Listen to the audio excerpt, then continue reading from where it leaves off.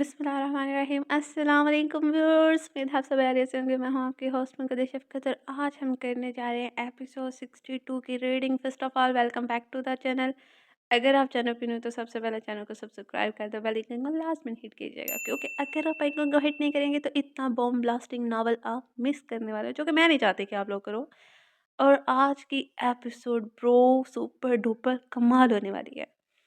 आज हम देखेंगे उमर ऐसा क्या देखता है कमरे में कि उसके हवास वाता हो जाते हैं, वो साकिन हो जाता है। क्या क्या था ऐसा? तो शुरू करते हैं आज की एपिसोड को बिना किसी देरी के। रात के 11 बजे उमर घर लौटा तो खुदिया हासा बिखरा हुआ और चाल थकन ज़दा सी थी। कोट बाजू पर लटकाई वो सुस्त रवि से चलता हुआ अपने कमरे के जाने पड़ा। दिन को जो बाल जल से सेट थे अब बिखर कर माथे पर झूल रहे थे, जिन्हें अपनी उंगलियों में फंसा कर सीधा करते वो माथे से पीछे कर गया। रूम का दरवाज़ा बहुत आहिस्ता से खोला तो अंदर का मंजर देखकर वो एक पल को साकित हुआ। रूम सारा अंधेरे में डूबा था और मौत जैसा सन्नाटा था। चेहरे पर थकन के आसार एकदम से परेशानी में बदले। सोच ईमान की जानिब की, वो कहाँ थी? रूम में तो हरगिज़ इस किस्म के अंधेरे के साथ वजूद न थी। सोचों में डूबे डूबे उमर ने 2 कदम आगे को लिए और हाथ बढ़ाकर लाइट ऑन करता कि इससे पहले नज़र एकदम सामने पड़ी तो उमर के हवास सामने का मंजर देखते चालू हुए थे कि एक चमका सा इसकी आंखों के सामने हुआ और मद्दम सीलिंग लाइट जल उठी। नज़रों के हसार में ईमान की चमकती सूरत आई थी। वो कमरे के वसत में खड़ी दिलकश स्याह सितारों वाली साड़ी में बलबूस एक जगमगाती परी मालूम हो रही थी। नीम अंधेरे में इसका होश रुबा हमदार सरापा उम्र के हवासों को मुंजमद कर गया था। वो अभी भी दहलीज पर खड़ा था, जैसे पत्थर का मुजस्मा बना हुआ था। एक हाथ दरवाजे के हैंडल पर जमाए, दूसरे हाथ में कोट थामे वो बिना पलक झपके सांस रोके ईमान को देख रहा था। उसको उम्र की सहरज़दा नज़रों का शिकार बने देखते ईमान मुस्कुराने लगी। फिर चंद कदम चलते हुए वार्डरोब की जानिब बढ़ी और एक बटन दबाया, जिससे पूरे कमरे में तरतीब से सेट की गई पीली और सुर्ख फेरी लाइट्स रोशन हो गई और पूरा कमरा जगमगा उठा। इन पीली और सुर्ख तारों जैसी जगमग करती लाइट से कमरा मज़ीद रोशन हुआ तो उमर को ईमान का खूबसूरती से लबरेज सरापा वाज़ह दिखाई देने लगा। स्याह तारों से मज़ीन साड़ी, गले में चमकता हुआ डायमंड सेट, गालों में झिलमिलाती बालियाँ, दोनों कलाइयों में सोने के सजे खानदानी कंगन और खुले बाल जो एक तरफ के कंधे पर घिराए हुए थे। वो आज मुकम्मल हुस्न की मलका बनी हुई थी। ईमान उमर को अपनी जगह से हिलता ना देख धीरे से चलती हुई इसकी जानिब बढ़ी। वो करीब आई तो उमर को यूँ लगा जैसे एक पुरमसरत खुशबू के झोंके के साथ वो इसके दिल को अपने काबू में ले चुकी है। दिल की धड़कनें सी अपनी समातों में गूंजती हुई महसूस होने लगी थी। लब बेख्तियार हिले मगर कोई लफ्ज़ अदा ना हो सका। उमर की निगाहों ने ईमान के कदमों की हरकत से लेकर इसके हुस्न के हर ज़ाविये तक का सफ़र किया था। जब ईमान करीब आई तो रोशनी में इसके चेहरे की तबंदगी ने उमर की सांसों को मज़ीद बोझल कर दिया था। इसकी नीम बाज आँखें, जिन्हें काजल से बढ़ते हुए मज़ीद कातलाना बना चुकी थी, सुर्ख लिपस्टिक से तराशे गए होंठ, बोल्ड से मेकअप के साथ चेहरे पर हल्की सी शरारत और होठों पर सजी महसूस मुस्कान ने तो एक ऐसा वार किया था जो सीधा उमर के दिल पर जाके लगा था। ईमान ने मुस्कुरा कर उमर के मसहूर कुन चेहरे को देखा, फिर बहुत प्यार से इसके हाथ में पकड़ा कोट थाम लिया। फिर एक दिलकश नज़र इस पर डालती वापस मुड़ी तो असल जानलेवा वार तो यहाँ हुआ था। इसकी हाड़ी इसकी साड़ी हाफ बैकलेस थी। आज वो अपने हुस्न के तमाम हथियारों से लबरेज मैदान में उतरी थी। ईमान कोट को अलमारी में हैंग करती वापस आई तो उमर को अभी भी दहलीज पर खड़ा पाया। इसकी हालत को देखते ईमान को हंसी आई थी, जिसे वह मुश्किल जब्त करते वो आगे बढ़ी और उमर को हाथों से थामती कमरे में बस में ले आई थी। वो किसी हिप्नोटाइज वजूद की तरह इसके चेहरे को देखता चला गया। क्या हुआ? ईमान ने इसके साके चेहरे के सामने मुस्कुरा कर चुटकी बजाई तो वो एकदम से होश में आया था। उमर ने एक झटके से ईमान की कमर में बाजू डालते से अपने बेहद करीब करते इसके बदन से उठती महक को रूह तक उतरते महसूस किया था। एक पल में आंखों में हमार उतरा था। इतनी तैयारी किस लिए? वो ईमान के सरापे बबूर निगाह डालते बोला। कोई रूठ गया है इसे मनाने के लिए? ईमान उमर के बिखरे बाल अपनी उंगलियों से संवारते बोली। किसकी मजाल जो इस हुस्न की मलका से रूठ जाए। उमर एक महमूद निगाह ईमान के शफाफ कदम पर डालते बोला, सॉरी इतना बड़ा नुकसान करने के लिए। ईमान शर्मिंदगी से बोली, ऐसे नहीं मिलेगी माफ़ी। उमर इसके कानों में झूलती बालों के साथ खेलते बोला। फिर? ईमान परेशान हुई। मुझे सहना होगा। उमर की गंभीर आवाज़ में कही बात से ईमान के तोते उड़ गए थे। फ़ौरन से पहले इस दुश्मन जान से दूर होना चाहा मगर देर हो चुकी थी। मैंने सख्ती से ईमान की कमर को अपने बाजू से जकड़ा और पहले से भी ज़्यादा खुद के करीब कर डाला। दिस इज़ नॉट फेयर बेगम, आग लगी बस्ती में हम थे अपनी मस्ती में वाला हिसाब कर रही हो मेरे साथ? मत भूलो इस आग को तुमने झिलाया है। मैं तो सिर्फ़ सॉरी करना चाह रही थी, ईमान हकलाई थी, तो मैं भी तो सॉरी करने का ही तरीका समझा रहा हूँ मैं ना जान। उमर इसके चेहरे की बदलती रंगत देखकर मुस्कुराने लगा। पहले आप फ्रेश हो जाएँ फिर डिनर करते हैं साथ। ईमान अपनी बैगलेस कमर पर उमर के रेंगते बेबाक हाथ महसूस करते हैं। बिन मनाही और इसका ध्यान बालकनी में सजे टेबल की जानिब करवाना चाहा मगर नाकाम रही। उमर तो इसे देखने में महव था। उमर के दोनों बाजू खामोशी से अपने कमर के गिर लिपटे महसूस करते ही ईमान इसे फिर से खुद को दूर करना चाहा। उमर प्लीज़ खाना ठंडा हो रहा है। ईमान उलझन ज़दा आवाज़ में बोली, तुम्हारा शोहर गर्म हो रहा है, तुम इस पर ध्यान दो। वो ईमान को बेबाकी से देखते बोला तो इसकी गालें जिन पर पहले से लाली छाई थी मज़ीद सुर्ख पड़ने लगी। उमर इसके चेहरे पर झुका, फिर काफ़ी देर अपनी मनमानी करने के बाद वो आहिस्तगी से एक कदम पीछे हटा और एक मुस्कुराती निगाह ईमान के चेहरे पर डाली, वो जो फूली सांसों को हमवार करने की तगदोर में लगी थी। मैं फ्रेश होकर आता हूँ। इसके होंठों को नरमी से अपने होंठों से छूते उमर सिरगोशी नवा आवाज़ में कहता वॉशरूम की जाने बढ़ा था। ईमान ने अपनी सांसें मतवातर करते बालकनी का रुख किया। सारा खाना ठंडा हो चुका था जिसे उठाती वो दोबारा गर्म करने की नीयत से किचन की जाने बढ़ी। थोड़ी ही देर में वो स्पेशल खाना फिर से सेट करते बालकनी टेबल पर लगा चुकी थी। उमर को ब्लैक ट्राउज़र शर्ट में वापस रूम से बाहर आता देख ईमान ने लाइटर ऑन करते टेबल के वसत में कैंडल सेंट पर रखी कैंडल सजाई थी। गीले बालों को तौलिए से रगड़ते उमर वहीं चला आया। फिर गौर से बालकनी को देखने लगा जिसमें माँ ने 2 कुर्सियों के बस में एक टेबल सेट करते इस पर रंग-बिरंगे खाने सजा रखे जो सारे उमर की पसंद के थे। टेबल पर पड़ती जलती कैंडल को देखते उमर के होंठ मुस्कुराहट के सांचे में डले थे। तौलिए को बालकनी के मिरर डोर के हैंडल पर लटकाते उमर बालकनी में दाखिल हुआ और अपनी चेयर घसीट कर बड़े आराम से बैठकर खाना सेट करती ईमान को फुर्सत से देखने लगा। इसकी हुद पर फटती पुरतुपश निगाहों से ईमान खुद में ही सिमट रही थी। उमर ने हाथ बढ़ाते ईमान को खींचकर अपनी गोद में बिठा लिया। हाँ जी, तो बेगम बताना पसंद करेंगी आपके ये इतनी एफ़र्ट्स क्यों की गई हैं?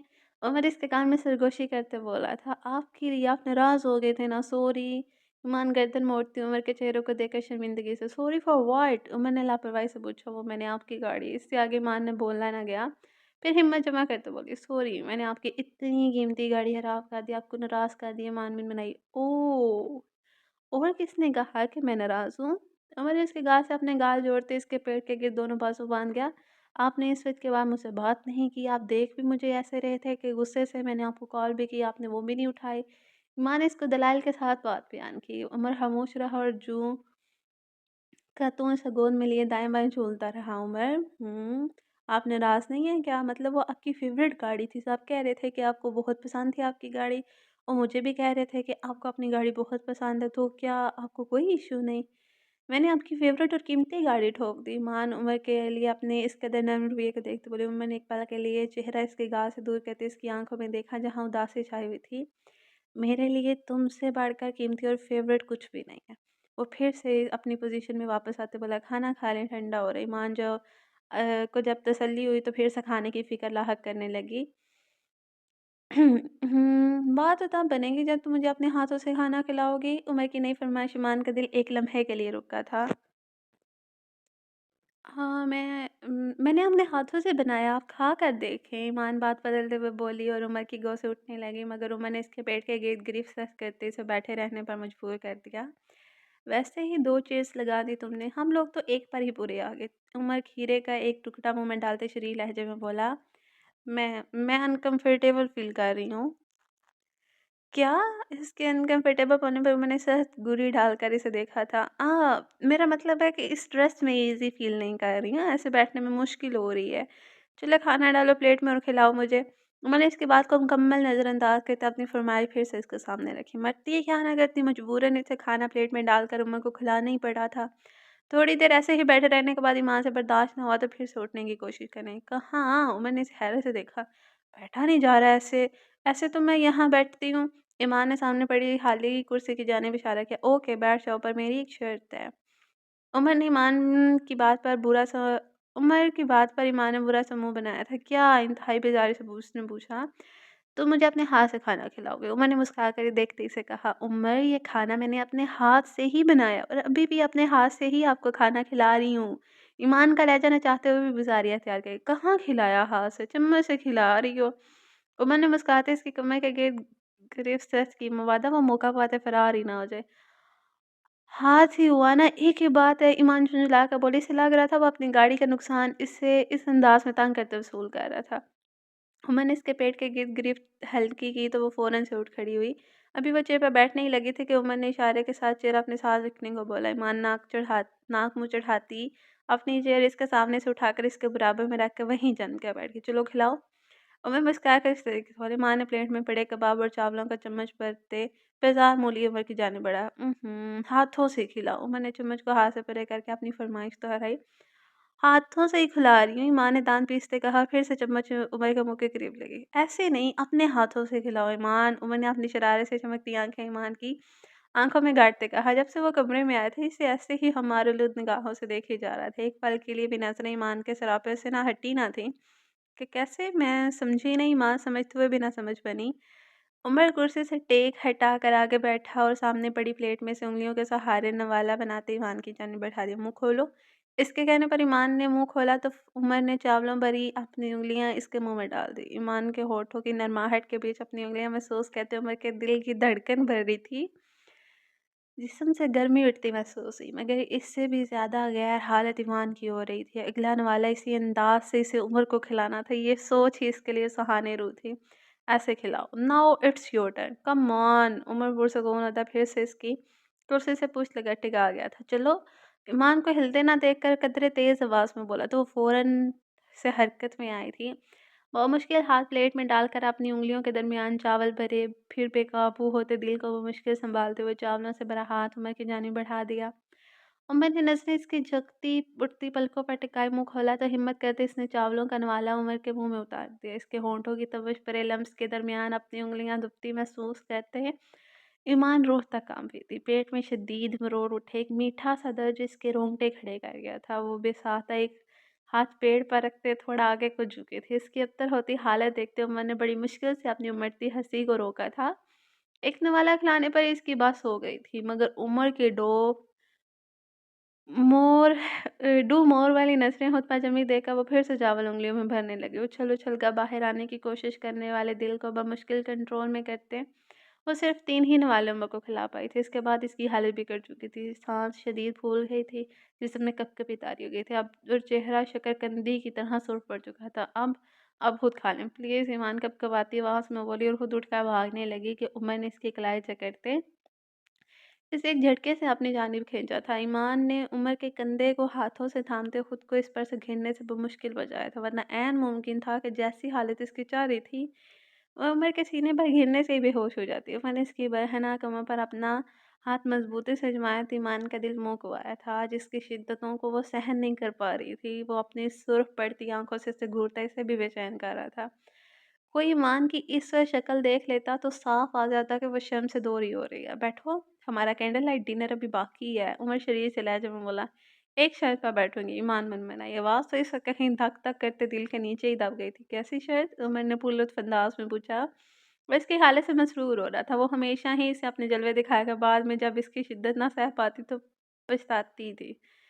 एक तरह से इसने मौत को खुद ही दावत दी थी। आप मुझे ऐसे नहीं घूरेंगे कैसे? ये जैसे अभी घूर रहे हैं। ईमान ने सख्त लहजे में कहने की कोशिश की, मगर बात आखिर में आवाज़ बुलंद होने के इस वक्त काम की थी। उमर ने चेहरा मोड़ता अपनी मुस्कुराहट छुपाई, फिर इसे वैसे ही मोहब्बत पाश निगाहों से देखते हुए, घूर कहाँ रहा हूँ? मैं तो देख रहा हूँ नज़र भर के अपनी बेगम को। इसे घूरना ही कहते हैं। तुम्हें अच्छा नहीं लगा मेरा यूं देखना? उमर ने कदरे संजीदा होते इससे पूछा था। नहीं, ऐसी बात नहीं है, पर मैं बेचैन हो जाती हूँ। ईमान चेहरा झुकाते बोली, तो इधर आओ ना, तुम्हारी बेचैनी दूर कर देता हूँ। उमर ने इसे कलाई से थामते फिर से अपनी जानिब खींचा तो ईमान ने गुस्से से अपनी कलाई छुड़वा ली। इसकी फूलती नाक देखकर उमर के चेहरे पर मुस्कुराहट खिली थी। बदला ले रही है ना? ईमान और हंसी। किस चीज़ का बदला? मैंने हैरत से इसे देखा। गाड़ी वाली बात का बदला? ये सब करके आप मुझसे बदला ले रहे हैं ना? वो बोली तो उमर का छत पर गहरा बेसाख्ता हुआ था। अच्छा बैठो, खाओ खाना। नहीं करता था। उमर हंसते हुए बोला और साथ ही मुस्कुराता चेहरा प्लेट पर झुकाए खाना खाने लगा। ईमान ऐसे खाना खाते थे, एक शुक्र का साँस भरा और अपनी प्लेट में खाना डालती खुद खाने बैठ गई थी। Okay, okay, okay, okay guys, wait a minute, wait. यहाँ पे एक एक छोटा-सा क्वेश्चन मैं आपसे करना चाहती हूँ, जो कि राइटर की फ़रमाइश पे आपसे किया जा रहा है। वो चाहती हैं कि वो जानना चाहती हैं कि इस नावल को कितनी दिलचस्पी से आप सुन रहे हो, देख रहे हो, जिसके लिए आप इतना उतावले हुए जा रहे हो। तो ये तो बताएँ, वो एक ऐसा सवाल जो इसका true novel reader, novel lover ही बता पाएगा कि उमर और ईमान पहली दफ़ा कौन-सी एपिसोड में मिले थे। Do you know? मैं तो जानती हूँ ब्रो, मैं तो जानती हूँ, राइटर तो ऑब्वियसली जानती है क्योंकि उन्होंने लिखा है, मैंने रीड किया है। अब बारी आपकी है कि आप लोग बताओ कौन-सी एपिसोड में मिले थे? बताना, हाँ, हाँ, लगेगा पता ब्रो। और जो सबसे पहले इस चीज़ का आंसर देगा ना, उसको नेक्स्ट एपिसोड उसी फैन के नाम पे डेडिकेट की जाएगी और वो एपिसोड उसी के लिए होगी। और जवाब देने में सबसे पहल कीजिए, भाग-दौड़ लगाएँ, जल्दी-जल्दी बताएँ कि और देखते हैं फिर किसका आंसर ठीक होता है। कौन असल नॉवल रीडर है यहाँ पे? कौन इतनी दिलचस्पी से इस नॉवल को सुन रहा है? चंद ही मिनटों में उमर अपना खाना खा चुका था, मगर ईमान की प्लेट अब भी खाने से भरी हुई थी। वो खा कम रही थी और प्लेट में चमचे ज़्यादा हिला रही थी। ज़ालिम हमसफ़र खुद तो आराम से खाना खा चुका है, मगर इसकी भूख मलिया मीट कर गया था। तुम खाना क्यों नहीं खा रही सही से? मक्खन से हाथ मुंह साफ करते ध्यान इसकी जानिब गया तो वो बोल ही पड़ा, जो चम्मच तले चावलों को रौंद रही थी। हाँ, नहीं खा रही हूँ मैं। ईमान इसके एकदम हातिम करने पर घड़बड़ा कर बोली, रिलैक्स जान, खा नहीं जाऊंगा। तुम ऐसे क्यों रिएक्ट कर रही हो जैसे मैं दी हूँ? अमर इसे सर दबाए देखते बोला, जो चुई मुई सी बनकर होकर कुर्सी के भी कोने में लग कर बैठी थी। बस नहीं चाह रहा था, वरना साड़ी का लटकता हुआ फालतू पल्लू फाड़ कर वहां से भी खुद को ढांप लेती, जहां से इसके वजूद की वो रैनाइयाँ दिखाई दे रही थी, जिनका उम्र बेबाकी से एक्सरे कर रहा था। हरकतें तो दियो जैसी ही हैं। जान निकालने वाली ईमान ने दिल में सोचा, मगर बोली कुछ ना। मुझे लगता है तुम्हें भूख नहीं, चलो रूम में चले। उमर खुद से ही फैसला करते ईमान को सोचने समझने का मौका दिया बगैर अपनी बाहों में उठाकर कमरे की जानिब बढ़ गई और वो भूख है करती रह गई। अब की वॉच ईमान तेज़ कदमों से चलती ड्रेसिंग के सामने खड़े उमर के पास आई और इसकी कलाई पर घड़ी पहनने लगी। तुम भी रेडी हो जाओ। उमर एक मुस्कुराती नजर ईमान पर डालते बोला, जिसके चेहरे पर रात के तेज़ मेकअप के मीठे मीठे निशान अब भी दिखाई दे रहे थे। और नाइट ड्रेस में खुल खड़ी वो उमर को ऑफिस जाने के लिए तैयार करवाई थी। कहाँ? ईमान ने हैरत से उमर को देखा। हम दोनों की एक जगह जाना है, ज़रूरी है, तुम बस जल्दी से कैजुअल सा तैयार हो जाओ। मैं बात मुकम्मल कहता नाश्ते की नींद से नीचे चला गया, जबकि ईमान भी इसकी यूं अचानक मिलने वाली हिदायत पर सोचो विचार करती वार्डरोब की जाने बढ़ी और अच्छा सा ड्रेस लेती तैयार होती। खुद भी आधे घंटे की देरी से नीचे चली गई। सबके साथ नाश्ता करते आज इसे एक नया नया सा मुख्तलिफ एहसास हुआ था। घर का हर फर्द इसे स्पेशल सा ट्रीट कर रहा था, मगर क्यों? वो समझ ना पाई। घर से निकलते वक्त सोफिया बेगम ने नम आंखों से इसे देखते इसका माथा चूमा, तो ईमान ने अजीब अंदाज में इन्हें देखा था। क्या बात है माँ, सब ठीक है ना? इमा ने एक नज़र अपने साथ खड़े उमर को देखा, फिर कमाल को, फिर सोफिया बेगम को देखती। वे जाने दे बच्ची को, माड़ा क्या इसका रास्ता रोक के खड़ी हो गई है। सोफिया बेगम को दिल बर्दाश्त होता देख बीबी शरीन ने झिड़का तो अपनी नम आंखों को साफ करती मुस्कुरा कर ईमान को देखने लगी। जाओ बेटा, खैर से जाओ। उन्होंने उमर और ईमान दोनों के साथ शफकत से हाथ फेरते कहा, पर माँ हुआ क्या है, आप रो क्यों रही हैं? ईमान इनकी हालत देखती बेचैन हो गई थी। कुछ नहीं हुआ मेरी जान, बस तुम दोनों को साथ खुश देखा तो दिल खुशी से भर आया। माँ हूं ना, अपने बेटे को तुम्हारे साथ खुश देखा, तुम्हारे खुशी के आंसू निकल पड़े। सोफिया बेगम अपनी नम आंखें साफ करती बात बनाकर बोली, जबकि ईमान फिर भी मुतमईन ना हुई थी। क्या बेगम, आपने बच्चों को परेशान कर दिया। कुमार साहब मुस्कुराते हुए इनके करीब आए। जाओ बेटा, तुम लोग खैर से जाओ।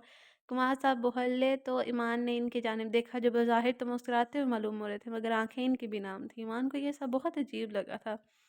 चलो, उमर इसकी कलाई थामते से अपने साथ लेकर चल पड़ा। उमर, हम कहाँ जा रहे हैं? गाड़ी में आते ही ईमान ने एक बार फिर से सवाल किया था। जाकर बताता हूँ, उमर मुख्तसर सा जवाब देता।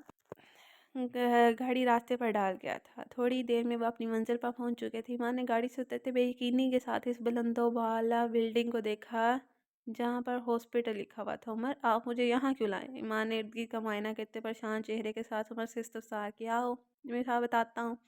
उमर आंखों पर स्याह गॉगल्स लगाते सिखलाई से थामते अपने साथ लिए अंदर की जाने पड़ा। तेज कदमों से चलते वो दोनों हॉस्पिटल के एक आईसीयू रूम के बाहर पहुंच चुके थे।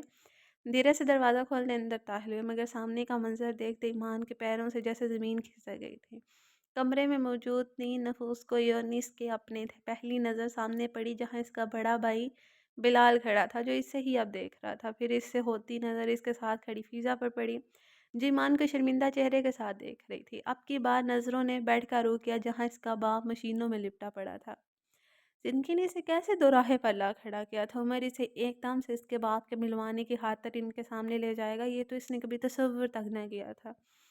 ईमान इसके भाई बिलाल के लबों ने हरकत करते से शीरी लहजे में पुकारा। फिर वो बेसाख्ता 2 कदम लेते इसकी जानिब बढ़ा, जो किसी स्टैचू की माने मुंजमद से दरवाजे के करीब एक जगह पर खड़ी थी। बिलाल को अपनी जानिब बाजू फैलाकर आता देख ईमान एकदम से अपने साथ खड़े उमर के पीछे छुपी थी। इसने कसकर उमर की शर्ट को मुट्ठियों में जकड़ा और ज़ोर से आंखें मीच ली थी। उमर, चले यहाँ से, प्लीज़ चले ना। वो उमर को शर्ट से दबोच कर अपनी तरफ खींचते हुए रूम से बाहर ले जाना चाहती थी। ईमान, उमर ने बेयकीनी से उसे पुकारा, जो इसकी पूछ से चिमट कर यूं खड़ी हो गई थी जैसे अपने सामने कोई जानलेवा महलूक देख लियो। बिलाल और फिजा की खुद पर पड़ती निगाहें महसूस करते ईमान को अजीब घुटन का एहसास हुआ था। एकदम से सांस लेने में दुश्वारी महसूस होने लगी थी। वजूद में हल्के से लर्जिश भी शुरू हो गई थी। और उमर के कमर से चिपट कर इसकी चौड़ी पूछ का सहारा लेते हुए अपने सामने खड़े अपने ही खूनी रिश्तों से जुड़ने की कोशिश कर रही थी। वो इस किस्म का रद्द अमल देगी, इस बात का अंदाज़ा उमर को हरगिज़ ना था।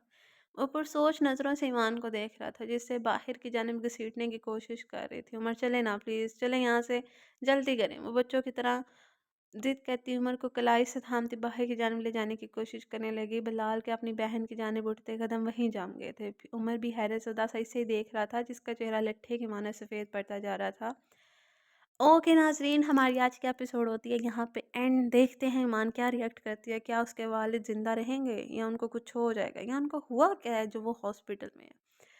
क्या ईमान को बता दिया जाएगा उसकी उस माँ को ज़हर दिया गया? क्या अगली नेक्स्ट एपिसोड में होना क्या वाला है? प्लीज़ एवरीवन गेस करें कि कमेंट बॉक्स में बताएं कि नेक्स्ट एपिसोड में आपको क्या लगता है क्या होगा? ईमान, क्या उमर उससे रिलैक्स कर पाएगा या फिर वो नहीं मिलेगी इन सब से, या क्या ईटीसी कुछ भी आपको अंदाज़ा है ना, तो वो करेंगे क्या होगा। हाँ, मगर राय आपकी अपनी होनी चाहिए। ओके, तो अब करते हैं कमेंट्स रीड, जो कि मेरा सबसे सबसे ज़्यादा फेवरेट पार्ट है। ओके नाज़रीन, सबसे पहले तो आप सबका थैंक्स, आप सबका बहुत बहुत शुक्रिया कि आप लोगों ने कमेंट्स किए और अपनी राय दी, जो कि बहुत अहमियत की हामिल है हम सब के लिए। और आप लोगों ने इतने खुले खुले लंबे दिल से कमेंट्स किए। तो सबसे पहले थैंक्स है महविश राजा, कि आप हमेशा से हमारी बिग सपोर्टर रही हैं। What a fantastic happy of today. Umar's reaction to damage to his car was sad, and it was a lovely scene when Iman made a cute face and looked at Umar. It was fitting that Iman's carelessness was the reason for the damage to Umar's car. The scene where Umar told Zaman to continue his temper by saying that you don't know me, keep your anger in check. When Umar slightly tapped Iman's head, and her reaction was, "Oh, your hand is so heavy." I loved Umar's realization that despite being there for her, Iman was insisting on paying Zaman's car expense by her own. It takes a year to build trust, but it takes a moment to break it. I think Iman must have planned a surprise for Umar to get rid of his anger so that his anger subsides. Yeah, it was a surprise, but it was an unexpected surprise for Umar and us. Naeem Ahmad ने किया है कि too good and thank you so much, मगर suspense create हो गया है। अब क्या होगा? अब जो होना था वो तो हो चुका है। आगे शमास ने किया है, मान जब एक बार टूट जाए तो इतनी जल्दी बहाल नहीं हुआ करते। एब्सोल्युटली ऑफ कोर्स यार, ऐसा ही होता है, मगर मगर क्या है, यही दुनिया है, यही रीतो रवाज है यहाँ के। मोहम्मद कासिम ने कहा है कि एपी लंबी दिया करें, और आपने 2 एपी का कहा था, वो क्यों नहीं दी? बट एपी मज़े का था, खासकर उमर का चेहरा। आहा यानी कि तुम लोग भी मज़े ले रहे हो उमर की हालत का। कोई हाल नहीं है तुम लोगों का, वैसे हाल तो मेरा भी कोई नहीं है। इंशाल्लाह फ्यूचर होगा, टेंशन नहीं लेनी। शबनम शबनम ने हार्ट किए, थैंक यू डियर। मेरा मलिक ने किया too good, sprinkles and heart. Thank you यार, thank you so much. Iman Fatima ने किया है, आई डोंट थिंक कि उसने मान टूटने की वजह से ये किया है, but I think she don't want to make him angry any more, that's why she did not ask money from him, और maybe she thought about के नुकसान किया है तो भरना तो भी पड़ेगा। But I was laughing a lot while watching it. Okay, thanks a lot, it means a lot. अगर आप हंसी हैं तो it was a player. Iman Fatima, hair, it's too short, but I laughed a lot. Thanks for giving it, and do tell us when will next epi come, please. Too funny episode. Here's the episode, dear. Enjoy it. आगे भैया जानी ने किया है heart heart heart. Thank you. इसा फातिमा, सच में आज बहुत हंसाने वाली एपिसोड थी। अब फिर होगा उमर शौक। उमर हमेशा शौक ही होता रहा है। ज़ोया रानी, सच में आज बहुत बहुत हंसाने वाली एपिसोड थी। उमर शौक, उफ मज़ा आ गया। कमाल धमाल ज़बरदस्त, interesting, mind blowing, super duper cute, emotional and so funny episode. Thank you so much dear. Manas Keel, बहुत ज़्यादा अच्छा और फनी था episode, but it's too short. आपने पहले भी 2 एपिसोड का प्रॉमिस किया था। एनीवे, अब ऐसा क्या होगा रूम में जो उमर फिर से शॉक्ड हो गया? वो तो डियर आप ये देख ही चुकी हैं कि एपिसोड में ऐसा क्या होगा कि उमर उमर के तोते उड़ गए। तो देख के कैसा लगा फिर? हाँ, हाँ, बताओ ना। ओके, तो मिलते हैं नेक्स्ट एपिसोड के साथ, तब तक के लिए अपना ख़्याल रखिएगा।